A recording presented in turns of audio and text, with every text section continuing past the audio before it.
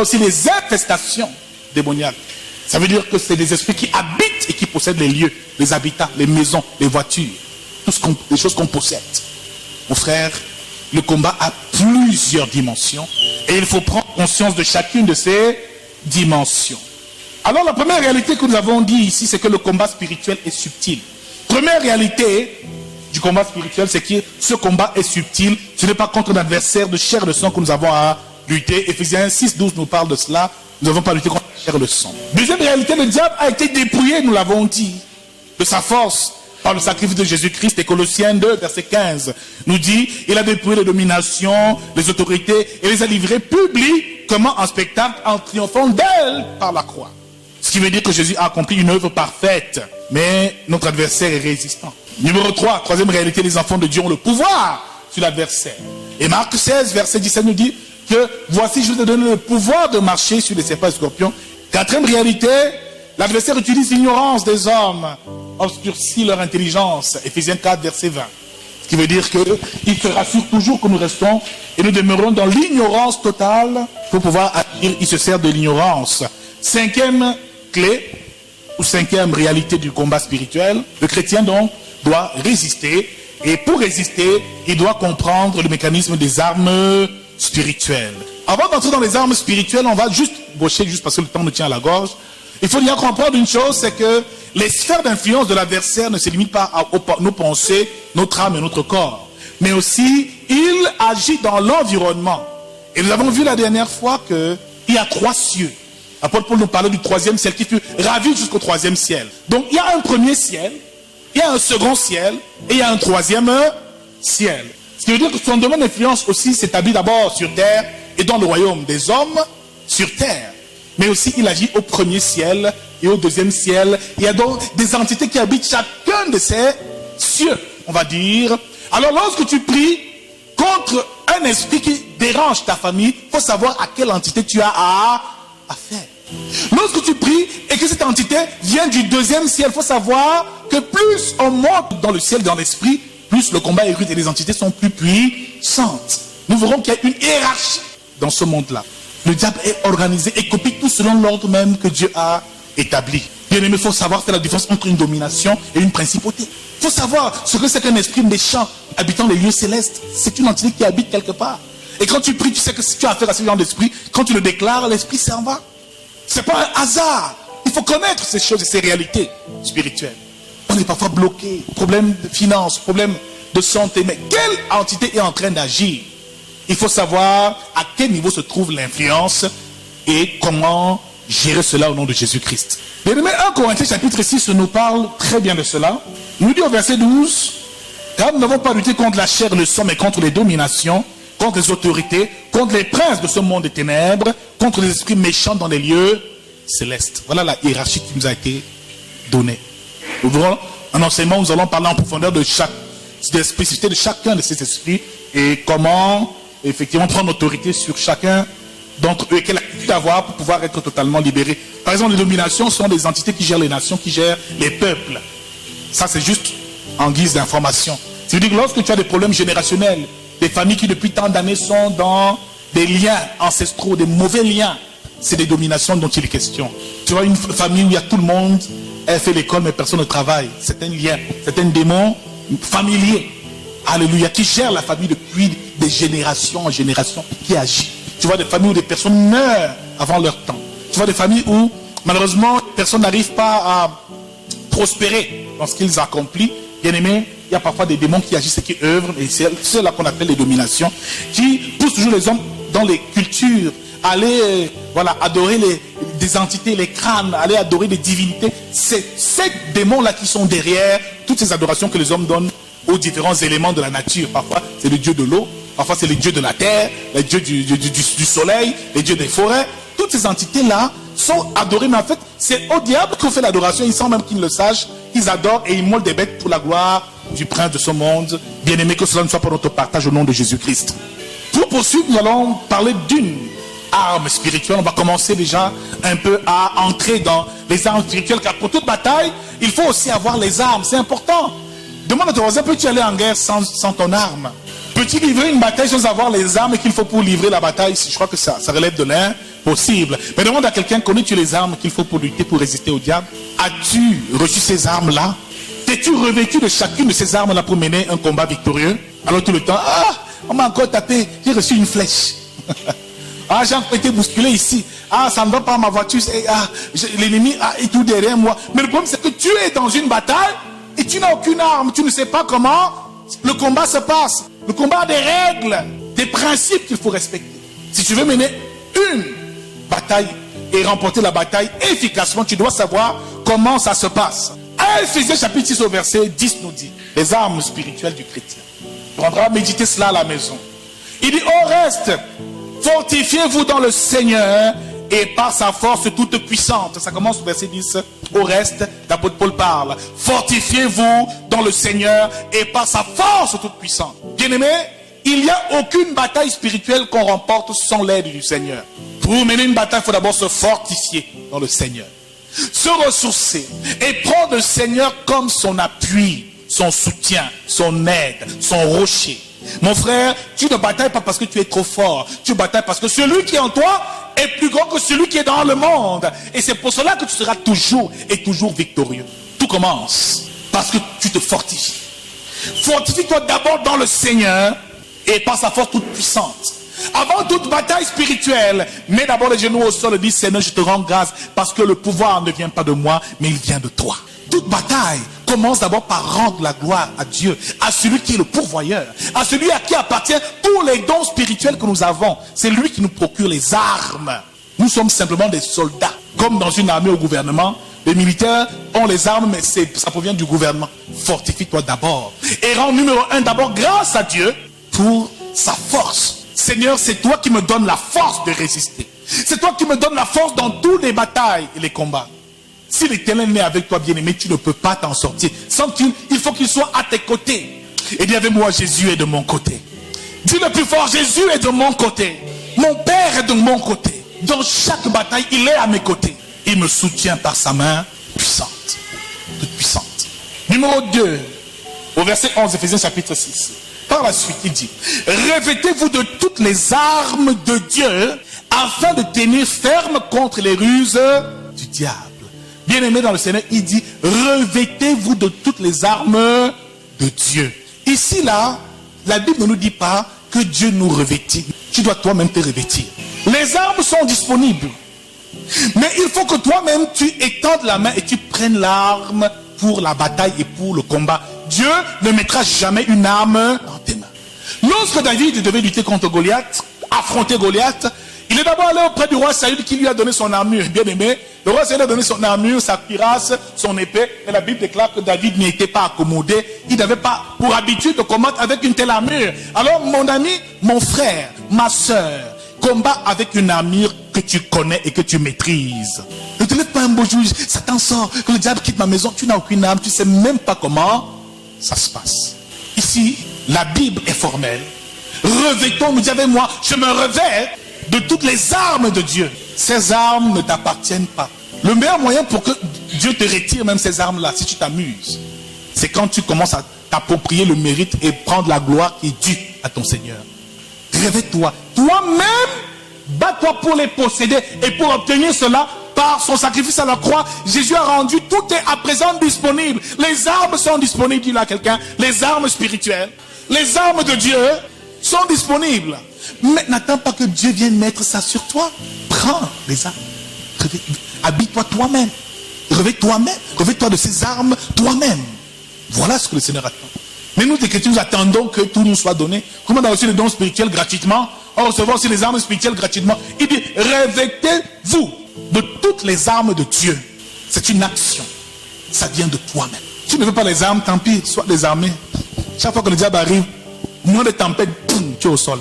Afin donc de tenir ferme contre les ruses du diable. Le diable donc aura des ruses. Va tenter de s'infiltrer.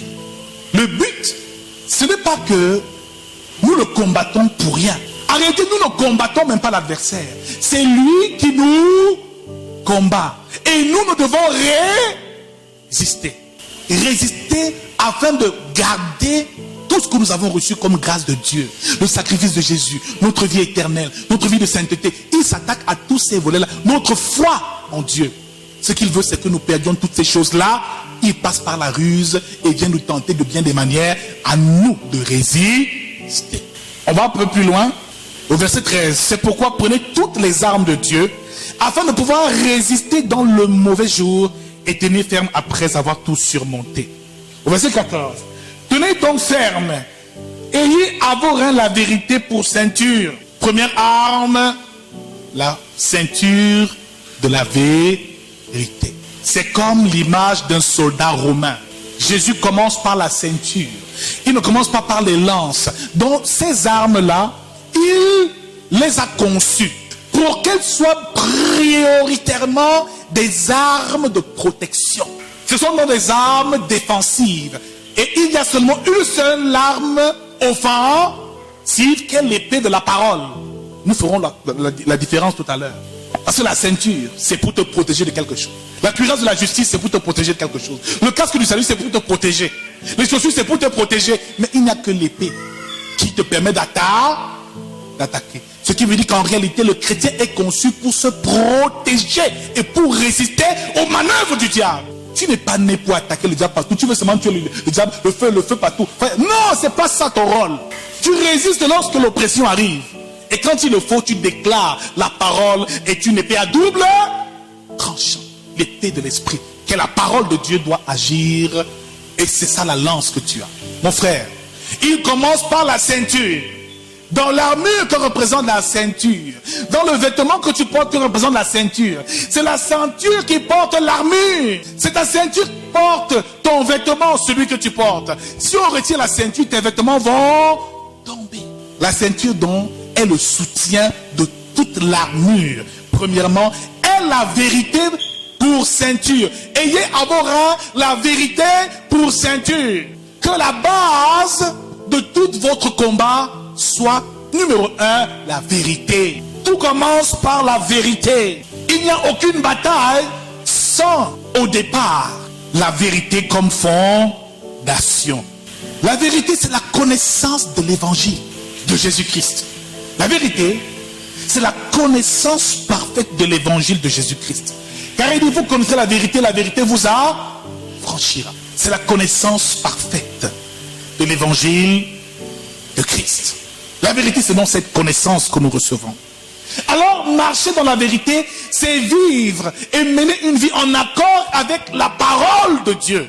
À un moment, cette parole fait un avec toi. Tu laisses la parole vivre en toi et tu vis dans la parole. Tu incarnes cette parole.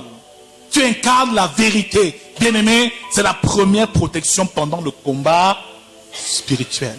Marcher dans la vérité de Christ, la vérité biblique, la vérité qui nous vient de l'évangile. Marcher dans la vérité, c'est aussi se séparer du mensonge. Car il dit, vous avez pour père le diable. Le diable ici est le père du mensonge. Celui qui marche dans la vérité ne ment pas. Il ne ment pas, il ne ment pas. Il marche dans la vérité, il dit la vérité en tout lieu et en toute circonstance. Mon frère, si tu as pour habitude de tromper les gens, de mentir, tu seras très vulnérable pendant le combat spirituel. Parce que le diable est le père du mensonge. Et si tu es un menteur, ça fait de toi un fils du père du mensonge. Un fils ne peut pas gagner le père. C'est impossible. Tu veux chasser un démon, mais le démon, lui, il est fils du mensonge. Toi aussi, tu vis dans le mensonge. Il va te dire, mais nous, on se connaît. C'est pour ça que les Sheva n'ont pas pu délivrer les... Hein? Il dit, nous, on connaît Paul, on connaît Jésus, mais toi, tu es qui? Qui es-tu? Tant que tu vis dans le mensonge, dans la tricherie, mon frère, tu ne peux pas mener un combat spirituel efficace. Le diable va toujours te mettre au sol. C'est la première chose que nous allons voir aujourd'hui. La vérité. Colossiens chapitre 3, verset 9 à 10 nous dit, ne vous mentez pas les uns les autres, car vous vous êtes dépouillés du vieil homme et de ses manières d'agir. Vous avez revêtu l'homme nouveau. Celui donc qui ne ment pas est une personne qui a un cœur sincère. Ton oui est oui et ton non est non. Nous parlons ici de la sincérité du cœur dans le service de Dieu. De la sincérité de cœur, de la vérité dans les relations entre frères et sœurs. D'abord, entre Dieu et toi, mais entre toi et le prochain. Quelqu'un qui est faux dans ce qu'il dit, dans ce qu'il fait, qui n'est pas entier et qui ne vient pas avec son cœur, le diable va l'infiltrer. C'est pour ça que la Bible déclare que tout ce qui n'est pas le fruit d'une conviction est péché. Fais toujours tout pour être dans la vérité. Mon frère, quand ça ne va pas, dis ça ne va pas. Quand ton frère te fait du mal, dis mon frère, tu m'as fait du mal, ça ne va pas. Ne garde rien dans ton cœur, sinon tu ne marches plus dans la vérité. Mais tu marches dans l'hypocrisie et le mensonge. À ce moment-là, le diable va t'infiltrer et pourra causer tellement de dégâts dans ta vie. Mon frère, la première protection, c'est la vérité. Je ne te demande pas d'aller faire un talisman, une chevalière, de faire des tas de jeûnes. Un homme qui marche dans la vérité et qui est vrai ne peut jamais être lié par l'adversaire et par l'ennemi. Mon frère, la vérité sauve. La vérité affranchit. Parce que quand tu mens, le mensonge finira un jour par te rattraper. Mais quand tu es dans la vérité, mon frère, le diable ne peut rien faire en toi. De nos jours, les chrétiens ne marchent pas dans la vérité. La plupart ont des problèmes, mais qu'ils ne parlent pas. Ils ne viennent voir personne. Ils n'essaient même pas de trouver de l'aide. Tu vois le pasteur, j'ai des problèmes financiers. Prie pour moi.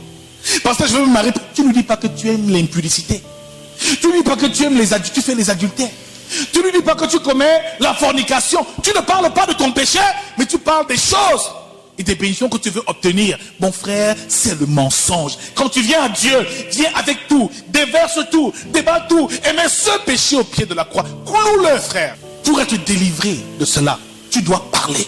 Les vrais adorateurs adorant le Père en esprit et en vérité, parce que Dieu va toucher ton cœur. Il scrute les cœurs et les reins, mon frère. Quand tu viens ici t'asseoir, quel est le véritable état de ton cœur? Viens-tu par amour pour Dieu, ou viens-tu par un désir égoïste, une quête égoïste et charnelle? Nos cœurs sont aussi éprouvés. Dieu sonde les cœurs. Marcher dans la vérité est une protection inestimable. C'est lorsque tu commences à être vrai avec Dieu, vrai avec toi-même, vrai avec ton prochain, que l'ennemi ne trouvera plus en toi de faille. La ceinture sera établie. C'est le fondement et c'est la fondation de tout combat spirituel. La marche dans la vérité. Dans la vérité. Dans la vérité. Ne fais pas semblant d'aimer Dieu. Ne fais pas semblant de le servir. Tellement viens là, papa. Oh, je viens ceci. Oh Seigneur, je t'aime tellement. Oh papa. Elle cherche encore le mari. Hein. Vous voyez la soeur, elle est dans la prière. Hé papa. Reçois le mari. Elle reçoit le mariage. Le mois qui suit, quand elle se marie, mon frère, la sœur devient de plus en plus rare.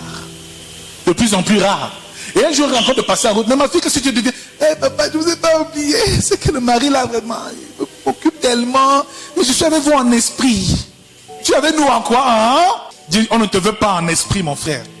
Dis-le à ton voisin, je ne te veux pas ici en esprit. Sois là physiquement au nom de Jésus-Christ. Sois là. Dieu n'a pas besoin, même ton offrande, Dieu n'a pas besoin de ton offrande. Prioritairement, c'est d'abord ta présence dans sa maison qui compte. Le travail que tu effectues ici, mon frère, par exemple, parfois tu es là, tu ne sais pas grand chose, tu n'as aucune utilité à l'église. Les gens font tout, d'autres balaient, d'autres font l'intercession, d'autres font la prière. Tu n'as aucun rôle, hein, mais tu te sens à l'aise dans cet environnement. Et tu veux que pour toi la vie marche, mais tu auras des problèmes terribles. Tout commence par la ceinture de la vérité. Papa, je suis un fils dans ta maison. Un fils est utile dans la maison de son père. Dans la maison de ton père, le fils n'est pas un mercenaire. Il ne s'est pas accompli une tâche avant quelque chose et fuir par la suite. Non, il vient y rester, y demeurer, faire sa vie. Et il soutient l'œuvre. Un fils n'est pas un mercenaire. Dis à quelqu'un, tout commence par la vérité. C'est pour ça que la base du combat spirituel, c'est d'abord la vérité. Et des fondements solides dans la connaissance. Mais aussi un état de cœur pur. Un cœur pur devant la face de Dieu. Ne viens pas voler le Seigneur dans sa maison. Dieu, tu ne peux pas voler le Seigneur. C'est impossible. Ce qu'il te donne, c'est pas sa grâce. Il peut même te donner ce que tu souhaites là. Mais ne pense pas qu'il est bête en te le donnant. Et Dieu ne perd jamais. Hein? Même la dîme, ceux qui ne donnent pas la dîme. Mon frère, ça va se transformer en accident, en bobo, la voiture cassée, la maladie, l'hôpital. Tu vas perdre même 10 fois plus que la dîme que tu restes simplement donné. Tout commence par la vérité, mon frère. Dieu ne perd jamais. Donc, elle a l'habitude d'être vrai avec les gens. Peut-être quelqu'un qui dit, elle a l'habitude d'être vrai. Quand tu ne comprends pas quelque chose, pose la question. Alléluia. Et même quand tu vois un serviteur de Dieu ou une soeur faire quelque chose, ne la juge pas. Mais si ça te dépasse, remets à Dieu, dis Seigneur, je remets ça entre tes... Toi-même, juge-la, juge-le. Si ce qu'il dit là est vrai, ça l'engage, c'est toi, Seigneur, je le remets entre tes... Ne le calomnie pas, ne mimie pas sur la sœur, non pas. Marche dans la vérité. On va prendre un cas simple avant de nous séparer, un cas prophétique, simple, un cas pratique. Nous sommes dans la spiritualité et la vie de foi pratique. Hein. Bon, j'ai mon véhicule, je suis en train de conduire la voiture, et puis ma voiture tombe en panne en plein milieu de la chaussée. Et je pousse le véhicule jusqu'au trottoir. Par la suite, il y a un mécanicien qui passe par là. Il dit, papa, qu'est-ce qui ne va pas? Soyez attentifs, s'il vous plaît. Tu lui dis, oh, mon frère, mon fils, vraiment, j'ai des problèmes avec la voiture. Il dit, non, je vais dépanner. Ouvrez le capot. Il ouvre le capot, il dépanne. Il dit, ah, papa, vraiment, c'était le tuyau qui était percé ici. Bon, on va le changer. Il le change. Il dit, mais il manque encore la durite, il faut changer, tout. Il finit de réparer la voiture démarre. Avant que tu ne partes, il va te demander, mais papa, vous allez revenir quand demain matin? Demain à 15h. Tu dis, non, je serai là demain à 15h. Mais dans ton cœur, tu sais que tu ne reviendras. C'est d'arriver à qui ici, de faire une promesse, et sachant que ça là, ça ne vient pas du cœur. C'est arrivé à qui? Moi-même, ça m'est arrivé. C'est d'arriver à qui ici? Et tu dis seulement oui comme ça, juste parce que tu veux seulement, tu veux seulement que la personne te fiche un peu la paix. Tu as dit oui. Je serai là demain à 15h. Il dit, ok, d'accord, papa, j'ai compris. Ta parole, si tu ne le sais pas, a une puissance. Le lendemain à 15h, tu ne viens pas au garage. Tu es en train d'avoir un entretien d'embauche à 15h. L'entretien commence à très mal se passer. Très mal se passer, hein. Ou tu es en train de faire un travail, le travail se passe très mal. Tu te demandes, mon Dieu, qu'est-ce que j'ai? En réalité, dès l'instant où tu as dit à ce mécanicien que demain serait à 15h, tu t'es lié spirituellement à lui. Donc celui qui ment tout le temps se lie aux autres, mais là négativement. Alors à 15h, le mécanicien t'attend. Ouais, le papa m'a dit qu'il venait ici à 15h. Mon frère, tu es en train d'échouer à ton rendez-vous parce que tu n'étais pas spirituellement prévu d'être à ce tentative d'embauche à 15h. Tu devais être au garage. Tu t'es lié par une promesse, par un serment à une personne. Tu es avec la jeune sœur, tu vis avec elle, vous êtes amoureux, comme certains jeunes le disent.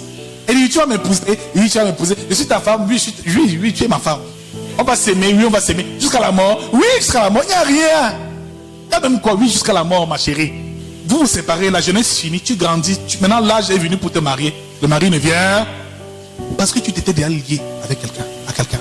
Tu as fait une promesse à un homme d'être son épouse et de lui être fidèle. Le problème ne vient pas du diable, mais à cause du mensonge qui est sorti de ta bouche. D'une parole que tu as sortie, qui n'était pas la vérité, tu te retrouves lié. Mon frère, c'est comme ça que les hommes se lient chaque jour. Que ton oui soit non oui, que ton non soit non. Mon frère, ne dis pas oui pour faire plaisir à quelqu'un. Le sorcier, quand il va te faire ça, il sait comment il va te toucher spirituellement si tu t'amuses. Il te donne son argent. Tu me prêtes, tu me rends quand? La semaine prochaine. La semaine prochaine, tu es sûr? Oui. La semaine prochaine, toi, tu fais tes choses. Amuse-toi. Il y a horde de démons qui va t'attaquer. Tu vas te demander si les enfers sont levés contre toi. Est-ce que vous voyez à quel niveau la vérité est importante et protège? Une soeur va en mariage. Elle épouse un jeune frère. Mais elle ne dit pas au frère qu'elle a eu un enfant à sa jeunesse, dans sa jeunesse. Ils sont ensemble, ils se marient, on fait un bon mariage. Elle a caché l'enfant, il est au village, elle l'a caché. Et il commence à chercher l'enfant ne vient pas. 1 an, 2 ans, 3 ans, 4 ans. Elle commence à paniquer, chercher les prêtres, les pasteurs partout. Mais ce que le diable fait simplement, l'accusateur, c'est qu'il va l'accuser. Mais celle-là, elle a rejeté son propre enfant. Elle n'a pas le droit d'avoir un autre enfant. Donc son mensonge aujourd'hui l'a rattrapé. Bien aimé dans le Seigneur, les paroles, on ne s'amuse pas avec. Mais il y en a qui mentent pour rien ici, ils savent pas que c'est ça qui détruit leur vie. J'étais à la boutique, même on n'était pas à la boutique, j'étais à côté. Oh chérie, tu es rentré du voyage? Oui, tu n'étais pas en voyage? Oui, je suis rentré du voyage. Ah, mon frère, dis la vérité et la vérité t'affranchira au nom du suprême de Jésus-Christ. Tu reconnais qu'il a souvent eu ce problème-là, c'est souvent trop lié comme ça. C'est le cas de tout le monde. Parfois, tu dis des choses, des paroles comme ça, tu ne les penses pas. Hein. Mais tu dis parce que tu veux que la personne te foute un peu la peine, mon frère, tu t'es lié. Mais que ton oui soit oui et que ton non soit, même si ça ne fait pas plaisir. La patronne te dit, ah, vraiment, comme je sors là, tu ne sors pas partout aujourd'hui, non. Non, je ne sais pas partout. Dès qu'elle est partie, tu prends tes bagages. Et en sortant, tu vas faire un accident. Je vais dire, mon Dieu, Seigneur, qu'est-ce qui m'est arrivé? Le problème, nous sommes dans le prophétisme, nous sommes dans la pratique de la vie spirituelle. Ce n'est pas la blague.